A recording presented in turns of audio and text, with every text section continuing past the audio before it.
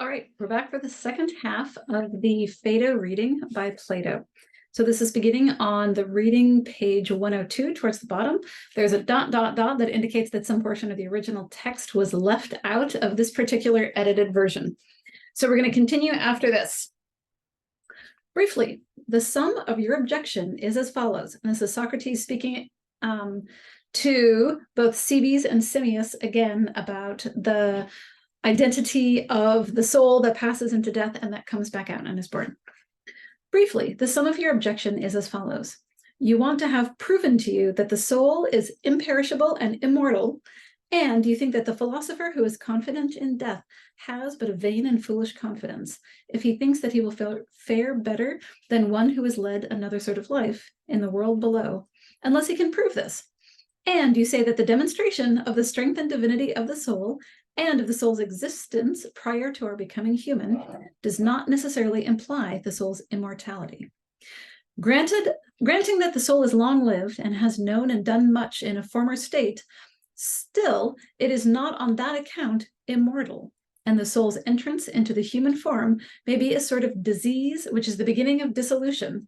So maybe becoming embodied is like the beginning of the end for the soul, and may at last, after the toils of life are over, end in that which is called death. And whether the soul enters into the body only once or many times, that, as you would say, makes no difference in the fears of individuals. For any person who is not devoid of natural feeling has reason to fear if they do not have knowledge or proof of the soul's immortality. That is what I suppose you to say, Cebes, which I designedly repeat in order that nothing may escape us, and that you may, if you wish, add or subtract anything. So this was Socrates giving us a summary of where they've gotten in the argument so far, and a summary of what Cebes' position is. But, says Cebes, as far as I can see at present, I have nothing to add or subtract. You have expressed my meaning. Socrates paused a while and seemed to be absorbed in reflection. At length he said, "This is a very serious inquiry which you are raising, Cebes, involving the whole question of generation and corruption, about which I will, if you like, give you my own experience, and you can apply this if you think that anything which I say will avail towards the solution of your difficulty." "I should very much like," said Cebes, "to hear what you have to say." And now we're going to get into the topic of generation and corruption, which is like a really broad category of discussion within metaphysics. "Then I will tell you," says Socrates. "When I was young, Cebes, I had a prodigious desire," so just like this big desire, "to know that department of philosophy which is called natural science. This appeared to me to have lofty aims, as being the science which has to do with the causes of things, and which teaches why a thing is and is created and destroyed. And I was always agitating myself with the consideration of such questions as these. Is the growth of animals the result of some decay which the hot and cold principle contracts, as some have said? Is blood the element with which we think, or the air, or the fire, or perhaps nothing of the sort? But the brain may be the originating power of the perceptions of hearing and sight and smell, and memory and opinion may come from them, and science may be based on memory and opinion when no longer in motion, but at rest. And then I went on to examine the decay of them, and then to the things of heaven and earth, and at last I concluded that I was wholly incapable of these inquiries, as I will satisfactorily prove to you." So he decided he was going to try doing science as a kind of philosophy, and then he's not going to be able to do it. So he's going to tell you why he was unable to do it. "For I was fascinated by them to such a degree that my eyes grew blind to things I had seemed to myself, and also to others, to know quite well. And I forgot what I had before thought to be self-evident, that the growth of humans is the result of eating and drinking.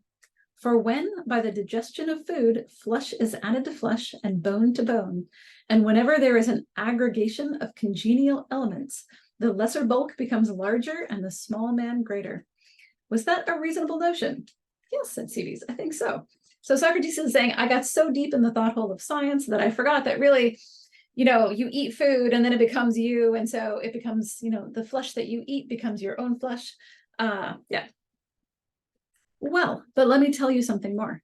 There was a time when I thought that I understood the meaning of greater and less pretty well. And when I saw a great man standing by a little one," and this meant like a larger person standing by a smaller person, I fancied that one was taller than the other by a head, or one horse would appear to be greater than another horse. And still more clearly did I seem to perceive that 10 is 2 more than 8, and that 2 cubits are more than 1, because 2 is twice 1. And what is now your notion of such matters? Said Cebes.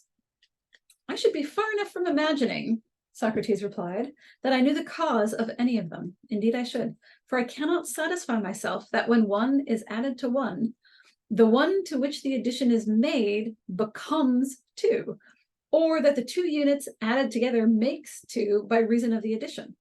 So he has now gone so far into this range of philosophy that he's like, I don't understand when you take one and then another one and you put them together, how they become 2, like what's actually going on there.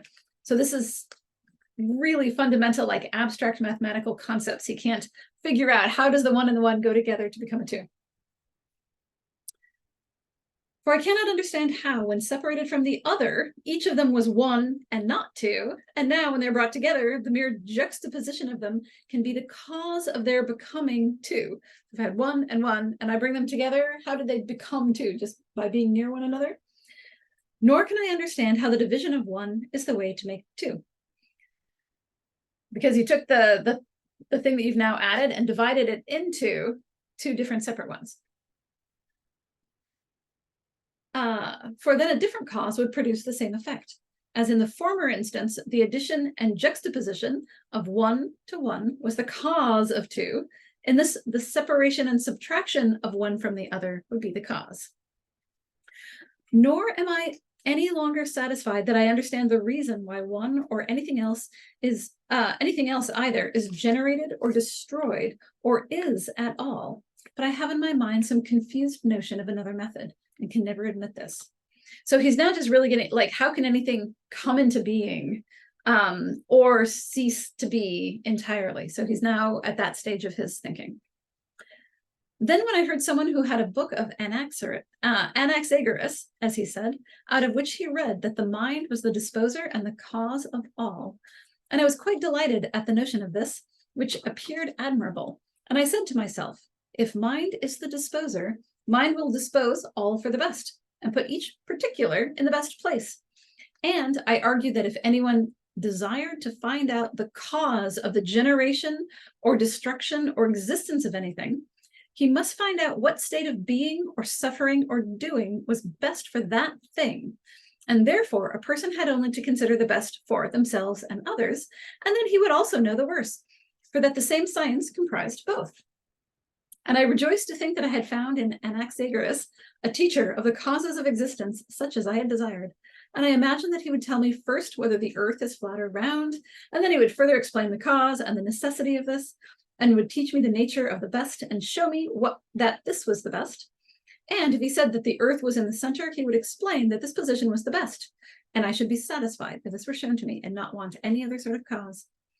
And I thought that I would go and ask him about the sun and the moon and the stars, and he would explain to me their comparative swiftness and their returnings and various states, and how their several affections, active and passive, were all for the best. For I could not imagine that when he spoke of mind as the disposer of them, he would give any other account of their being as they are, except that this is the best. And I thought, when he explained to me in detail the cause of each and the cause of all, he would go on to explain to me what was best for each and what was best for all. I had hopes which I would not have sold for much, and I seized the books and read them as fast as I could in my eagerness to know the better and the worse. So he thought that when he was going to get an explanation of, like, astronomical facts, it was going to also involve an explanation not just of what happens, but why this was the best thing to happen.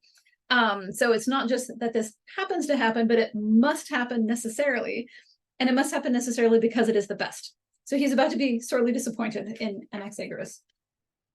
What hopes I had formed, and how grievously was I disappointed. As I proceeded, I found my philosopher altogether forsaking mind or any other principle of order, but having recourse to air and ether and water and other eccentricities. I might compare him to a person who began by maintaining generally that mind is the cause of actions of Socrates, but who, when he endeavored to explain the causes of my several actions in detail, went on to show that I sit here because my body is made up of bones and muscles, and the bones, as he would say, are hard and have ligaments which divide them, and the muscles are elastic, and they cover the bones, which also have a covering or environment of flesh and skin, which contains them. And as the bones are lifted at their joints by the contraction and relaxation of the muscles, I am able to bend my limbs, and that is why I'm sitting here in a curved position. That is what he would say, and he would have a similar explanation of my talking to you, which he would attribute to sound and air and hearing, and he would assign 10,000 other causes of the same sort, forgetting to mention the true cause, which is that the Athenians have thought fit to condemn me, and accordingly I have thought it better and more right to remain here and undergo my sentence. For I am inclined to think that these muscles and bones of mine would have gone off to Megara or Boeotia. By the dog of Egypt they would, if they had been guided only by their own idea of what was best, and if I had not chosen as the better and nobler part, instead of playing truant and running away, to undergo any punishment which the state inflicts. We're going to take a break for just a second because that was a really, that sentence was like most of the paragraph. So what he's saying is that the kind of explanation that you get from doing science a certain sort of way fails to get at the real causes of what are going on in situations like this. If you ask, why am I sitting here? And here he doesn't just mean on this chair, but like in this prison, in this moment where he's about to have to drink the hemlock, then the answer he gets is somebody telling him how his body is capable of moving in such a way that he's capable of sitting.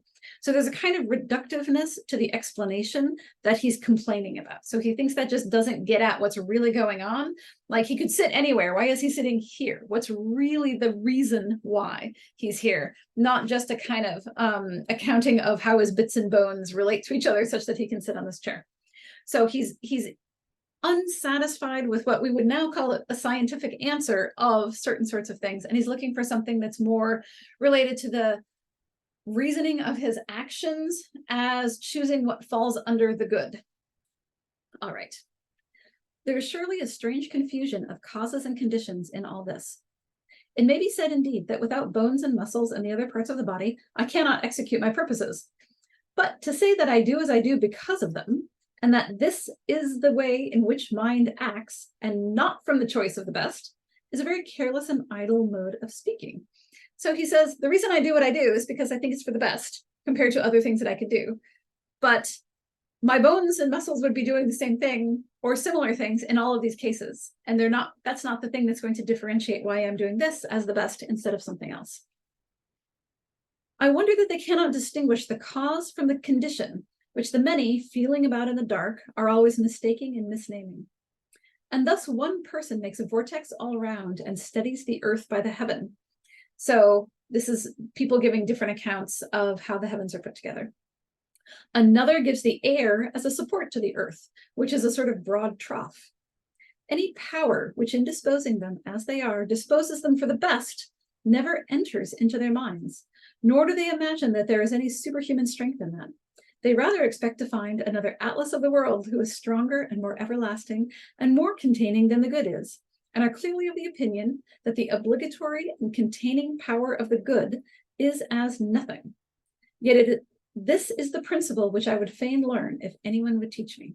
So what he's saying is that even in all of these explanations that people are giving of how the heavens work, they're still failing to give anything that identifies this way of the stars and the sun or the heavens, and the earth being shaped is the best way it would be shaped.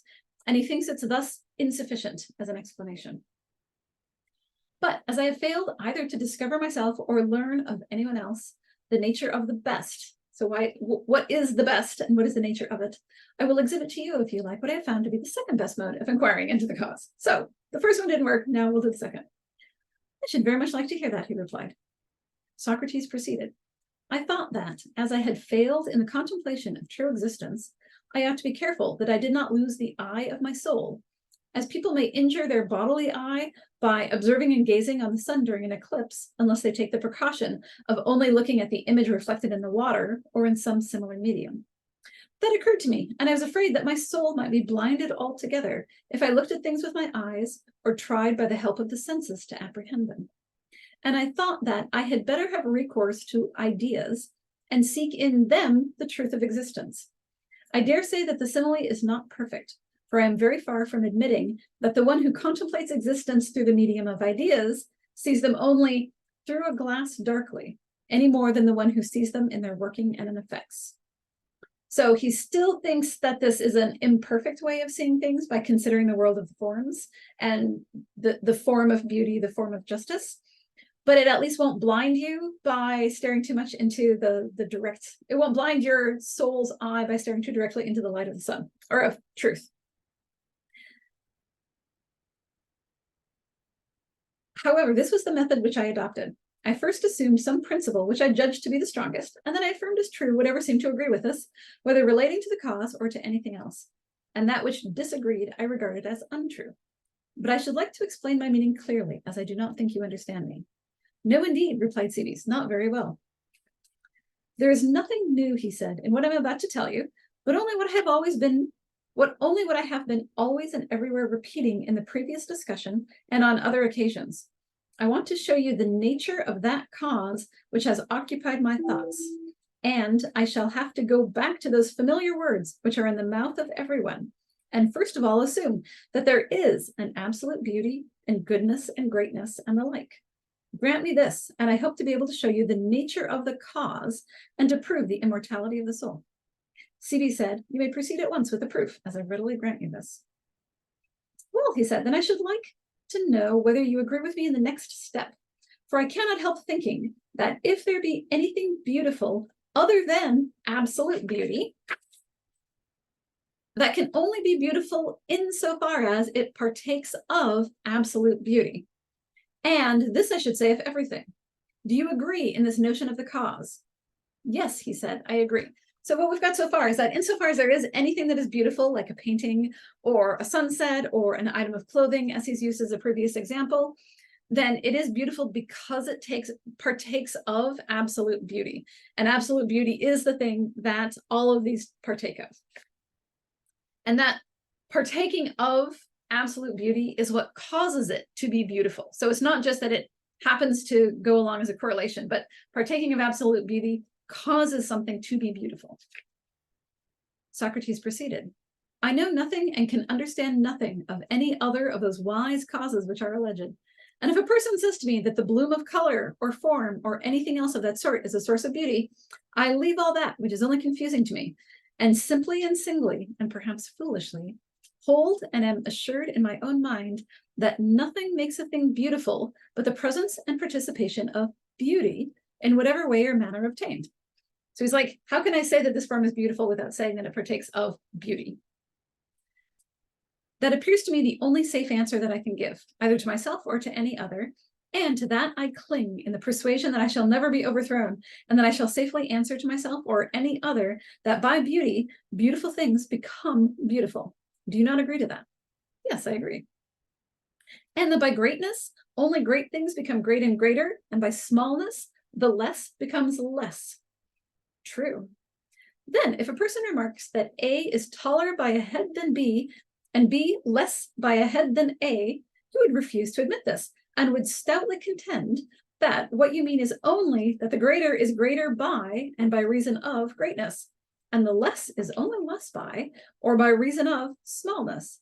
And thus you would avoid the danger of saying that the greater is greater and less by the measure of the head, which is the same in both, and would also avoid the monstrous absurdity of supposing that the great man is greater by reason of the head, which is small.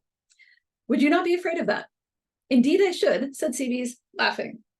Which we should pause right there because that was a little bit ridiculous, and the author is sort of trying to give you a little hint that this wasn't intended entirely, so there's a little bit of an equivocation going on there. It's like, look, if you have one person who's taller by a head than the other, then the thing that causes the difference is this being greater and that being less, not the head that is the difference between them. So he's trying to say it's not that this is there, it's that this one is partaking of the greater and this one is partaking of the lesser.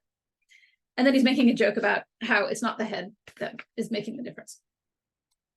In like manner, you would be afraid to say that 10 exceeded 8 by and by reason of 2.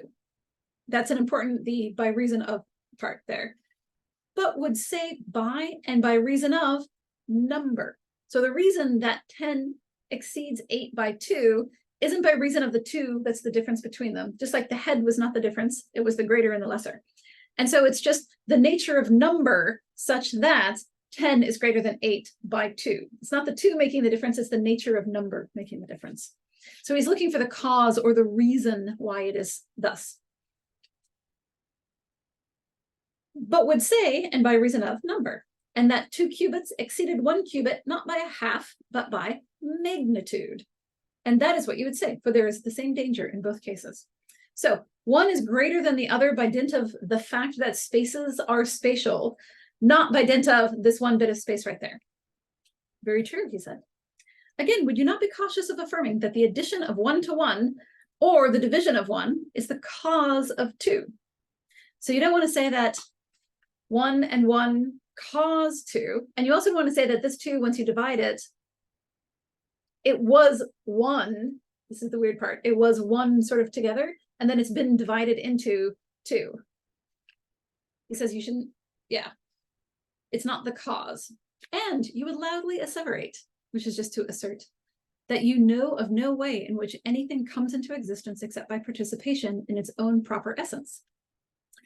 So no difference between these comes into existence except by participating to greater or lesser degrees in the thing, the essence of which it participates in.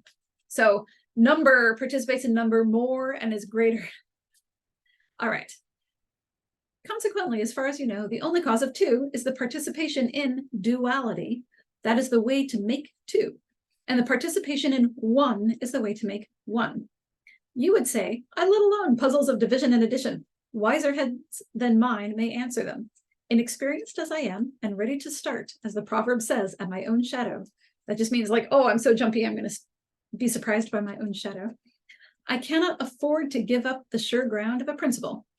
And if anyone assails you there, you would not mind them or answer them until you had seen whether the consequences which follow agree with one another or not.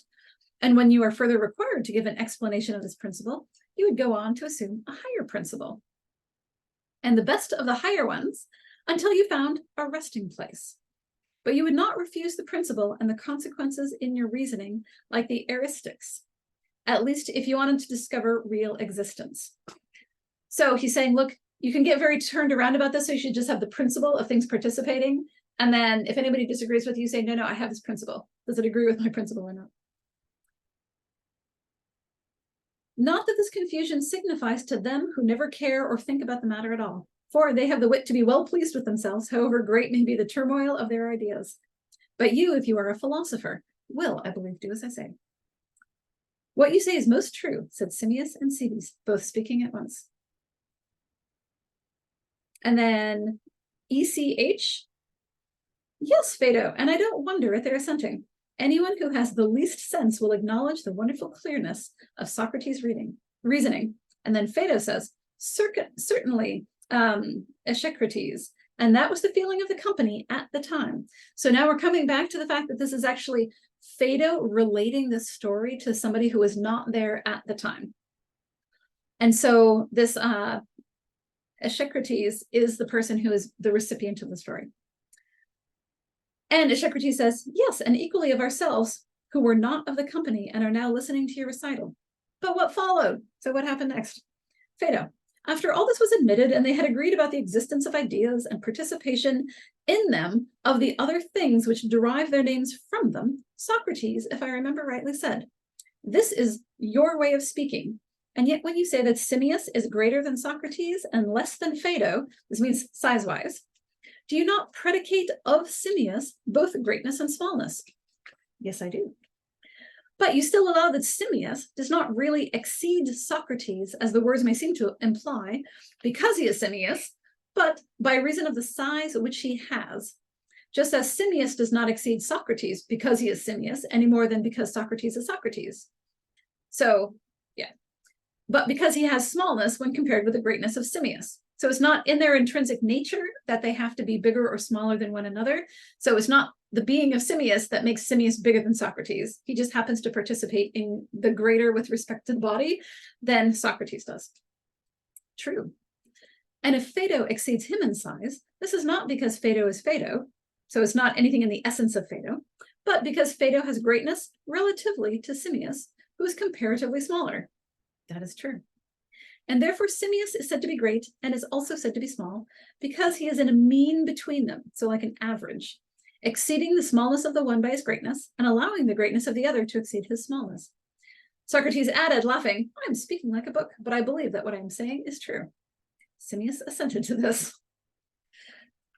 Socrates was skeptical of books, which is why he didn't write down his own things. The reason why I say this is that I want you to agree with me in thinking not only that absolute greatness will never be great and also small, so the sort of the pure absolute greatness cannot be both great and small at the same time, but that the greatness in us or in the concrete will never admit of the small or admit of being exceeded. Instead of this, one of two things will happen. Either the greater will fly or retire before the opposite, which is the less, or at the advance of the less will cease to exist, but will not, if allowing or admitting smallness, be changed by that. Even as I, having received and admitted smallness when compared with Simius, remained just as I was and am the same small person. So he says, admitting that I'm smaller by Simius coming in, I am smaller than Simius, but that doesn't actually make me smaller. He doesn't change, which seems really weird until you get into this Platonic way of thinking. And as the idea of greatness cannot condescend ever to be or become small, in like manner, the smallness in us cannot be or become great. So insofar as you're partaking of the smallness itself can't change. Nor can any other opposite, which remains the same, ever be or become its own opposite, but either passes away or perishes in the change. That, replied Cebes, is quite my notion. So one of the company, though I do not exactly remember which of them, on hearing this said, by heaven, is not this the direct contrary of what was admitted before, that out of the greater came the less, and out of the less the greater, and that opposites are simply generated from opposites, whereas now this seems to be utterly denied. Like the great cannot partake of the small, and the small cannot partake of the great. Socrates inclined his head to the speaker and listened. I like your courage, he said. You're not just agreeing with me. In reminding us of this. But you do not observe that there is a difference in the two cases. For then we were speaking of opposites in the concrete, and now of the essential opposite, which, as is affirmed, neither in us nor in nature can ever be at variance with itself. So he said, when we were speaking of things coming out of each other, we were talking about the concrete particulars, but the essence of greatness and the essence of smallness cannot pass into one another. They are the different ends of the pole between which concrete things can sort of pass by partaking of one and then partaking of the other in different amounts. Then, my friend, we were speaking of things in which opposites are inherent and which are called after them. But now we're speaking about the opposites which are inherent in them and which give their name to them. So the sort of perfect form version of it. These essential opposites will never, as we maintain, admit of generation into or out of one another. So greatness itself cannot change to become small, and absolute justice cannot alter to become injustice. So there's injustice and there's justice, but this one can't alter. Only things that are just or unjust in the world can partake of one or the other more. All right. At the same time, he said, turning to Cebes, were you at all disconcerted, Cebes, at our friend's objection? That was not my feeling, said Cebes, and yet I cannot deny that I am apt to be disconcerted. Then we are agreed after all, said Socrates, that the opposite will never in any case be opposed to itself. To that we are quite agreed, he replied. So whatever greatness is, it can't become smallness. It just has to stay greatness. It cannot change like that. Yet once more, let me ask you to consider the question from another point of view and see whether you agree with me. There is a thing which you term heat and another thing which you term cold. Certainly. But are they the same as fire and snow? Most assuredly not. Heat is not the same as fire, nor is cold the same as snow. No. And yet you will surely admit that when snow, as said before, is under the influence of heat, there will not remain snow and heat. But at the absence of heat, the snow will either retire or perish. Or at the advance of the heat, the snow will either retire or perish. So they can't go together if the snow is getting melted. Very true, he replied. And the fire too, at the advance of the cold, will either retire or perish. And when the fire is under the influence of the cold, it will not remain as before, fire and cold. That is true, he said. And in some cases, the name of the idea is not confined to the idea, but anything else which, not being the idea, exists only in the form of the idea, may also lay claim to it. So that's a really tricky passage, and I'm going to just sort of flag it as a really important one that we're now going to try and understand. I will try to make this clearer by an example, he says. The odd number is always called by the name of odd. Very clear. But is this the only thing which is called odd? Are there not other things which have their own name and yet are called odd because, although not the same as oddness, they are never without oddness? So you've got odd as a property that you can have for numbers, but then you also have numbers that have their own name that are also always called odd, and they're never not odd. That is what I mean to ask, whether numbers such as the number 3 are not of the class odd.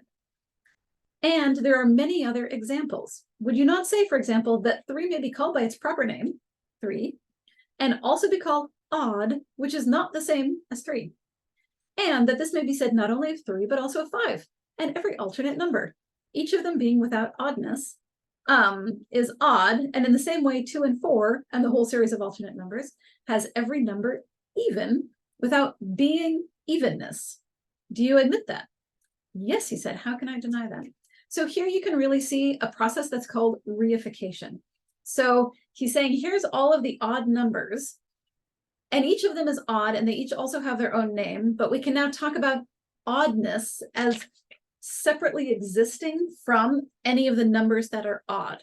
So he's taking this abstract idea of oddness and making it into something that's real and existing of its own kind. So oddness is now going to be a thing that each of these numbers partakes in without being identical to oddness, because they each also have their own name. So oddness and evenness, he's like, nope, those exist on their own, separate from anything that is odd or even. Then now mark the point at which I am aiming. Not only do essential opposites exclude one another, so justice and injustice are essential opposites and can't be brought together when we're talking about genuine justice and genuine injustice. But also concrete things, which, although not in themselves opposed, contain opposites. These, I say, also reject the idea which is opposed to that which is contained in them, and at the advance of which they either perish or withdraw. There is the number 3, for example. Will not that endure annihilation or anything sooner than being converted into an even number, yet remaining 3? So what he wants to say is that 3 is not oddness. Oddness cannot partake of evenness to any amount. They cannot go together. And 3 is not oddness, but also the oddness that's in 3 prevents 3 from ever partaking of evenness. So you would have to make 3 into something else, and it would cease to be 3. It would be 2 or 4 in order to make it partake of evenness. So he's saying that even though it's partaking in a more concrete thing, the oddness is, it still excludes the evenness by its presence here. All right. And yet, he said, the number 2 is certainly not opposed to the number 3. So oddness and evenness are opposed to each other, and 2 is even and 3 is odd, but 2 and 3 are not opposed to each other. They're just numbers in a sequence. It is not. Then not only do opposite ideas repel the advance of each other, but also there are other things which repel the approach of opposites. That is quite true, he said. Suppose, Socrates said, that we endeavor, if possible, to determine what these are. By all means. Are they not, Cebes, such as compel the things of which they have possession, not only to take their own form, but also the form of some opposite? What do you mean? I mean, as I was just now saying, and have no need to repeat to you, that those things which are possessed by the number 3 must not only be 3 in number, but must also be odd. So there's oddness, and oddness is possessed by the number 3, but the number 3 is possessed by the number 6 and the number 9. Actually, that doesn't work. I think he's not talking about that. Let's continue and see if he clarifies this.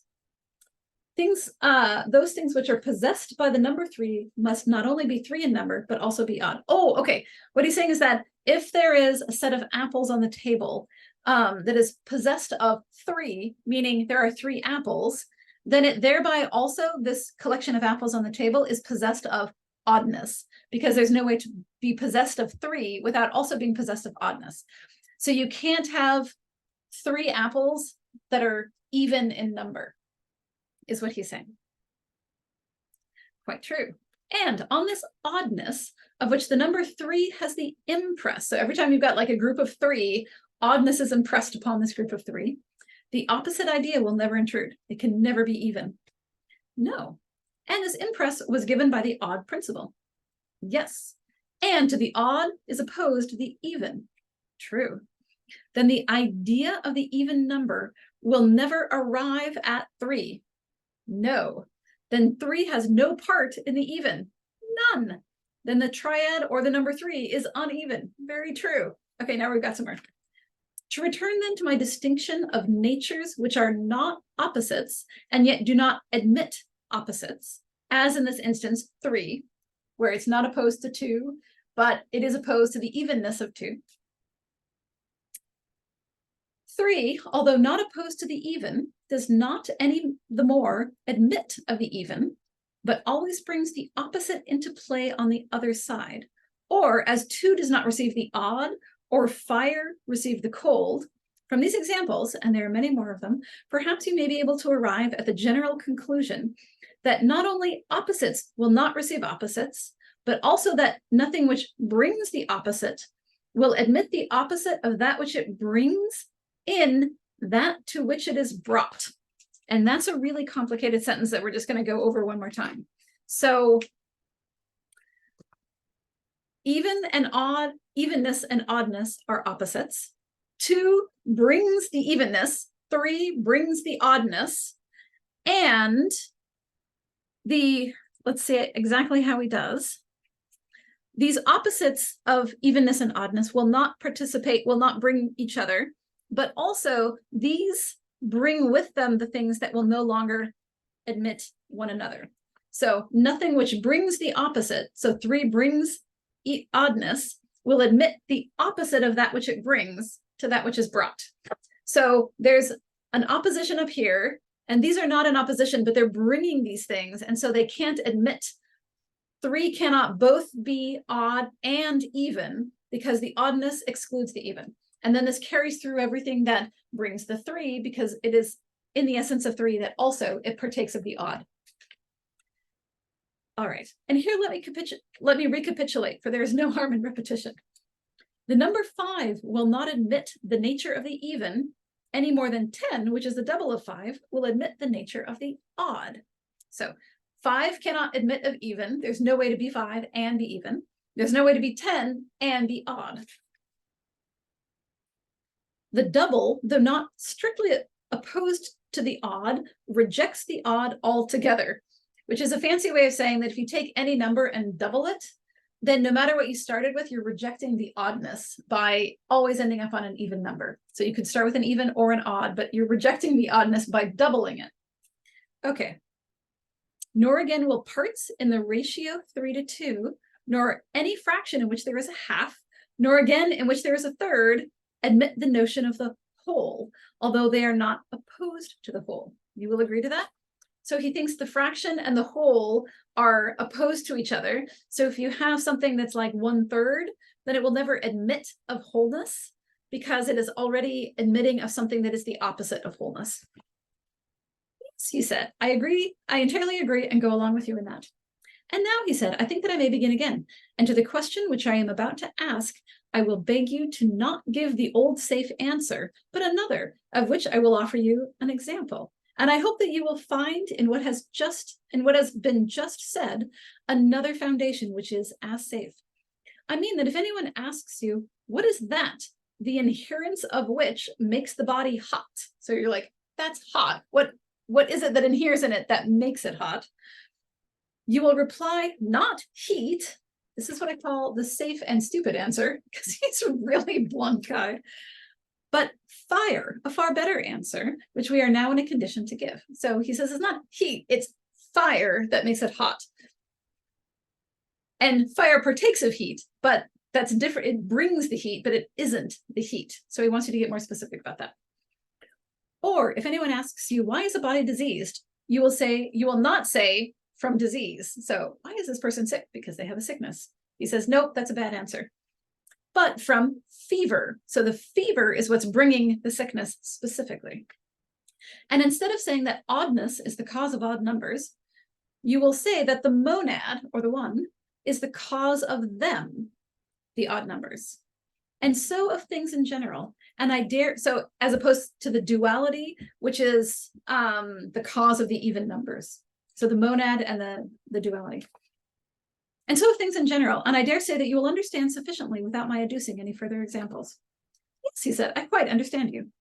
Tell me then, what is that the inherence of which will render the body alive? So now he's like, okay, we went on this long discourse, and we're going to use the analogy of it's not heat that makes something hot, it's the fire which brings the heat.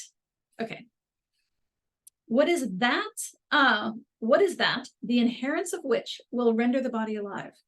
The soul, he replied. And is this always the case? Yes, he said, of course. Then whatever the soul possesses, to that it comes bearing life. Yes, he said, of course. Oh, yes, certainly. And is there any opposite to life? There is, he said. And what is that? Death. Then the soul, as has been acknowledged, will never receive the opposite of what she brings. So 3 brings the oddness, and as a result cannot bring or admit of the opposite of oddness, namely evenness. And so we just saw that the soul brings life, and so cannot admit of the opposite of life, namely death. Then the soul, as has been acknowledged, will never receive the opposite of what she brings. And now, he said, what did we call that principle which repels the even, the odd, and the principle which repels the musical or the just? The unmusical, he said, and the unjust. And what do we call the principle which does not admit of death? The immortal, he said.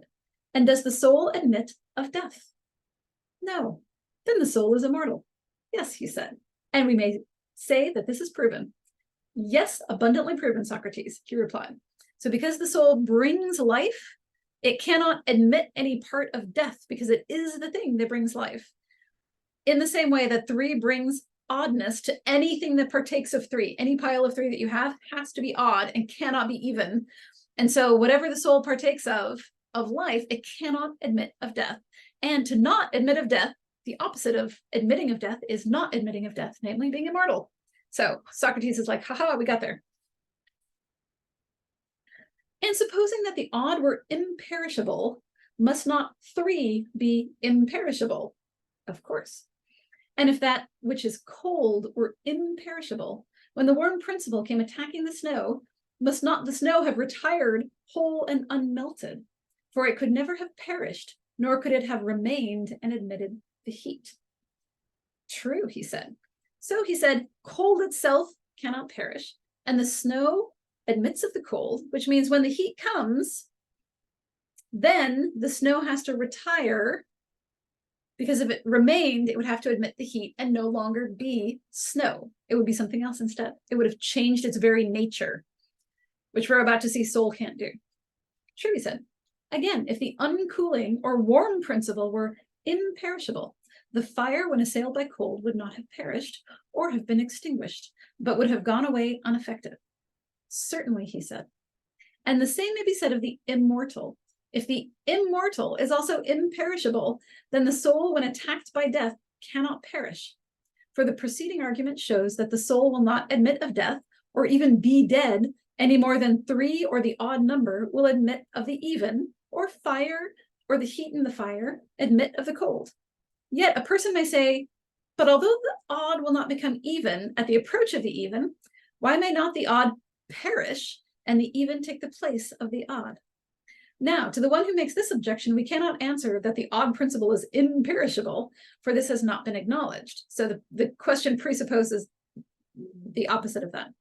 But if this had been acknowledged, there would have been no difficulty in contending that at the approach of the even, the odd number and the number 3 took up their departure. They didn't they didn't perish, but they just like left. They went away. And the same argument would have held good of fire and heat and any other thing. Very true. And the same may be said of the immortal. If the immortal is also imperishable, then the soul will be imperishable as well as immortal. But if not, some other proof of her imperishableness will have to be given. No other proof is needed, he said, for if the immortal, being eternal, is liable to perish, then nothing is imperishable. Yes, replied Socrates, everyone will agree that God and the essential form of life and the immortal in general will never perish. So there's like these really abstract these abstract ideas that cannot change and will thus never perish, because to perish is a kind of change.